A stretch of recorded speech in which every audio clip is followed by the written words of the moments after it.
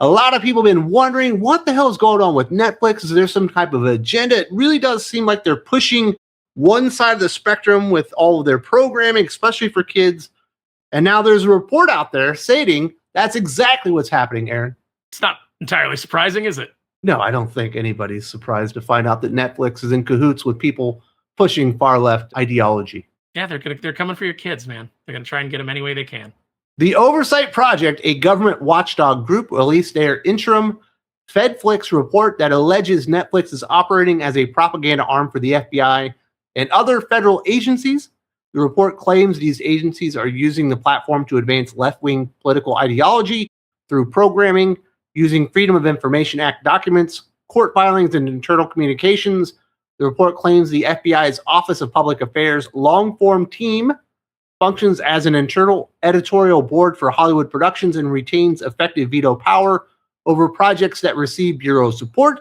According to the findings, this team pre-approves scripts, shapes narratives, pitches favorable storylines, arranges access for productions aligned with agency priorities, and exercises direct editorial influence over content. The Oversight Project also highlights Netflix's production partnership with Barack and Michelle Obama's Higher Ground Productions, arguing this places Netflix directly at the intersection of federal agencies and Democratic political leadership.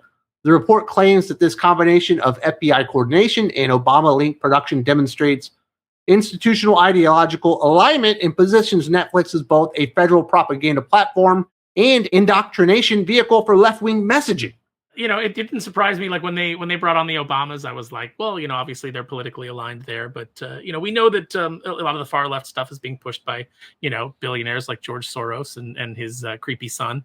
And so, you know, it's all the same people that are, you know, behind all of these terrible things that we hear about in the news, all the trafficking, and, you know, you see all these cabals of these celebrities at their award shows, and they're not even hiding anymore. They're not even hiding how evil they are. And the CIA, the FBI, they're not hiding it anymore. We got color revolutions going out on the streets. You know, they're using the same tactics in the United States, it seems, that they used for regime change in Iran.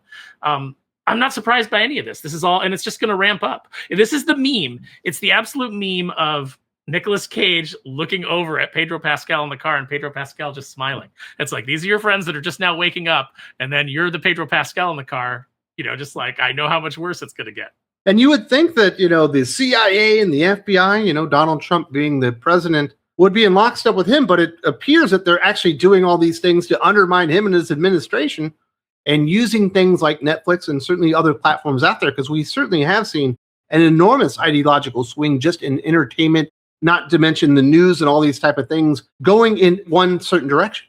Yeah, you had all these companies come in, your BlackRocks, your, you know, what have you, come in and invest in all these things and say, like, we'll give you money if you do thus and so. And all the companies bending to that, even though it's not what the audience wants. It's not what the audience responds to. It's not what the audience spends money on. But they were all willing to do it. They were all in lockstep. You know, we're being propagandized left and right. And I just say, like, I'm very fortunate that I grew up in a time where I was listening to George Carlin, and I just became one of those people that, like, doesn't trust anything he hears. You know, I like take everything with a big grain of salt. I don't trust the government. I don't trust the media, you know, or any of the corporations that own them. And it's so funny. You've got all these people that, like, complain about the big corporations, complain about capitalism, but yet they'll swallow every single thing that the corporate news tells them. It's unbelievable. The Oversight Project compares the alleged coordination to Operation Mockingbird, a covert CIA effort to influence domestic media that was exposed in the 1970s, arguing that the underlying infrastructure never disappeared, but instead evolved to operate outside public view. The report notes that Director of National Intelligence Tulsi Gabbard publicly confirmed in July 2025 that Operation Mockingbird-type activities never ended. The report outlines a step-by-step content approval pipeline. FOIA records cited in the document show that the FBI not only reviewing content, but actively shaping narratives, pitching story concepts to media companies, and granting access to productions that comply with agency messaging priorities. Specific examples referenced include documented FBI involvement with Netflix titles such as Mindhunter, Rico, Captive, and Terrorism Close Calls, as well as alleged collaborations on the 2022 documentary Orgasm Inc., the story of One Taste. The Oversight Project further claims Netflix's board is dominated by Democratic donors and political operatives, including Obama's former Secretary of State, Susan Rice, reinforcing what it characterizes as institutional ideological tilt. Based on their findings, the report calls for congressional investigations mandatory transparency regarding government media coordination, full declassification of Operation Mockingbird related records, and the dismantling of the FBI's long-form team, arguing that these practices amount to taxpayer-funded narrative management designed to influence public opinion through entertainment media. The idea that there's an office in the FBI that Netflix is pushing stuff to, and they're shaping the narrative and changing the story to fit whatever they want it to be told, is a little bit scary. That's a lot bit scary, but it's not something that I didn't think was happening. It's like I'm cynical enough that when I find these things out, I'm not like shocked and I'm dismayed, but I'm not shocked because this is what I suspected was happening. And you just go, oh yeah, that makes sense. Because why wouldn't they be doing this? Why would Operation Mockingbird have ended? Nothing the government ever does that's detrimental to the people ever ends. It's like, oh, we're just going to do this little, we're just doing so in California right now, we're just doing this little test run. We're just kind of like seeing what it would be like if we taxed you per mile when you drive.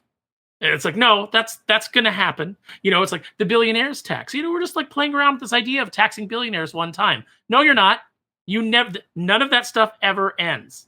It always goes on. It always grows. It always gets worse. Remember, we rebelled against England because we didn't want to pay a tax on tea. And now over 30% of your income, like 13% of my income goes to the state of California. 30% of it goes to the federal government. What am I Technically, Aaron, it was taxation without representation. I'm not being represented. None of my interests are being represented. And the state of California is so gerrymandered, I don't have representation. So I should not be paying taxes. I should not have to deal with that at all. And look at all the waste that we have. All that tax money that goes in. Oh, we have this deficit. We need more money. We need more tax money. We don't have enough revenue. And then you find out all of the garbage that they were spending it on and all of the money laundering that they were doing and enriching themselves and enriching their cronies. Of course, the CIA and the FBI are against you. It's a big club. You and I ain't in it. We're all being forced to participate in this big psyop. You don't want to believe it's happening, but it certainly was very exposed during COVID-19 and the shutdowns and the way people treated there. You're starting to see it come out in entertainment, and the way things that are being rigged, and the way that they're using entertainment to push one specific sense of ideology onto people. Because there for a long time you're going, this doesn't make sense. Why would Netflix produce this? Why would Disney do this? Why would this company be pushing this? It doesn't make a whole lot of sense because this isn't going to entertain a lot of people. It's not there to entertain you. It's there to fix you. That's the entire thing that's happened in the comic book industry. It's a thing that's happened everywhere that we discuss it. You've got all these people that are coming in, and some of them, they're not connected to the CIA, they're not connected to the FBI, but they are willing adherents of the message. They've heard the message and they've accepted it and they've made it part of their personal religion, and they are going to spread that gospel to you, and you must accept it. They don't care about coming into comic books because they care about comic books. They don't want to read those comic books. They want you to be forced to read the comic books that they want you to read. It doesn't matter that you don't want that. You're not looking for that in your entertainment. They want you to read that. And when you don't read it, they get upset because you need to be reading that. We've seen this come out. Like they're talking about it all the time. You see it in all kinds of interviews where they're like, well, how do we make sure that, we're reaching these, we turned all of the fantasy authors. It's all chick lit now. It's all romantasy. And none of the guys are reading it. Well, we've lost the guys. How do we get them back in so we can get our message into their heads? Well, we can't have all these men going their own way and just like disconnecting and going back to the things that they love. We have to be able to get the message into them. Dude, I am 100% on board with you. I love sci-fi. I like fantasy. I will go out there and try to find books. Anything written or published, published, in the book market in like the last 5 years, it's sci-fi or fantasy, except for maybe a couple of authors. It's always the exact same story. Go to the fantasy book section and just pick up a couple of books. It's all kind of the same thing. Yeah, all the covers are the same. Everything just blurs together. But when you read the back of the book, it's essentially the same thing. There's just slight variations. So it's like, oh, this girl's a wizard, and she's, she's quirky and she's weird, and she's got a teacher that's mean to her. But is there romance between her and budding romance between her and the mean teacher? And you go, you put it down. Oh, this chick has to go fight the evil Dark Lord. But is there romance between her and the Dark Lord? And you're just like, oh my God, it's all the same thing over and over again. And everybody complains about AI, but I feel like all these books are already being written by AI. They're definitely being written by a hive mind. And I think what really tipped a lot of people off, besides COVID, which was an enormous red flag for anybody that was actually thinking at the time, is the very strong push, not by Netflix, but really by everything, in media, that, LGBTQ is the new thing. Everybody should be a part of it. And if you're not, you should be shunning all this kind of stuff. You have to accept all this. And I think that ended up being an enormous misfire on everybody's behalf, because I think it finally has given people a reason to start fighting back. When they started going after people's kids and they were like, the school is going to mutilate your child behind your back. They're going to encourage them to think that they're another gender, and then they're going to recommend all these things and do these medical procedures. And you don't have any, right to think about that. And I know that there's probably some people watching that are like, well, that's not happening. That happens. There's laws in California that are designed to take your kids away if you don't affirm their gender identity, that their teacher convinced them that they, that their dysphoria that they have.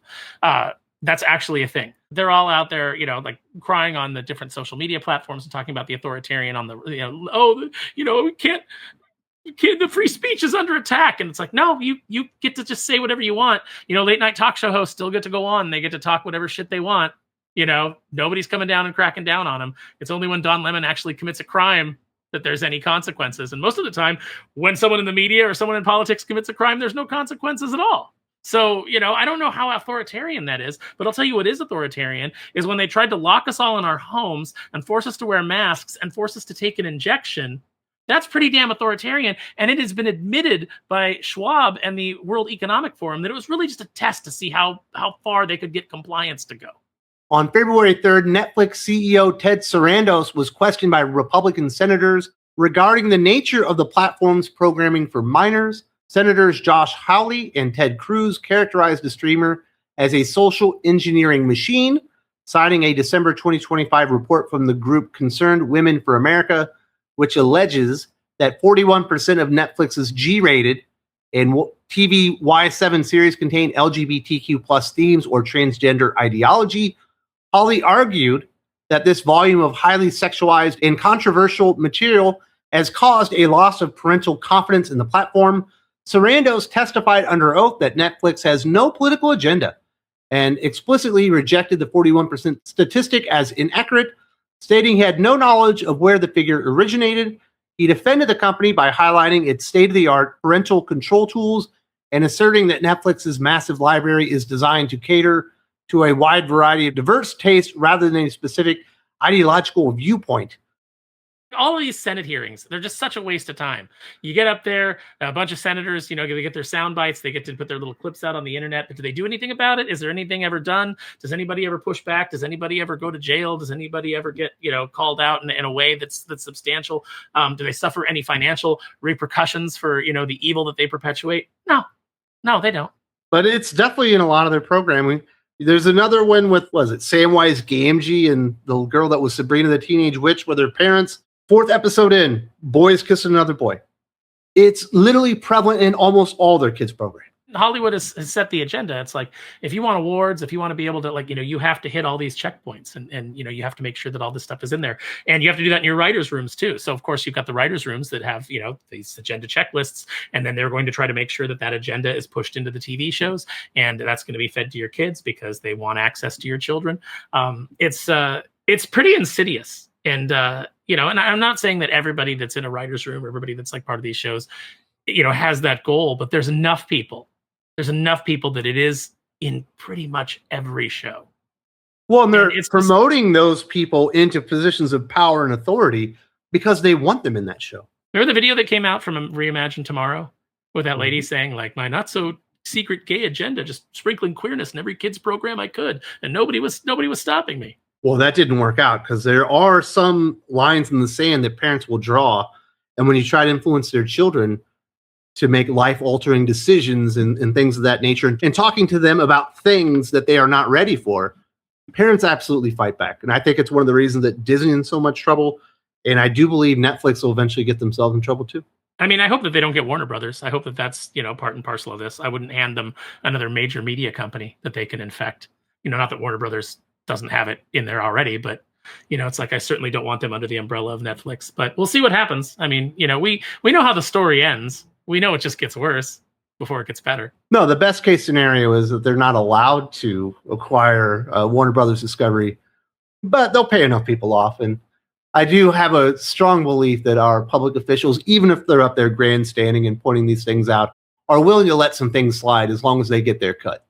Yeah, yeah. It's like, or when you get, when you retire from Congress, or maybe you're not going to get, maybe you're not going to make that next run. Maybe things are a little too heated for you, but you can come over here and be part of the Netflix board. Just play ball with us. If you like the entire conversation as well as the entire episode of the Geek Picks, it is live right now on Think Critical Patreon and channel memberships. Hope to see you there very, very soon.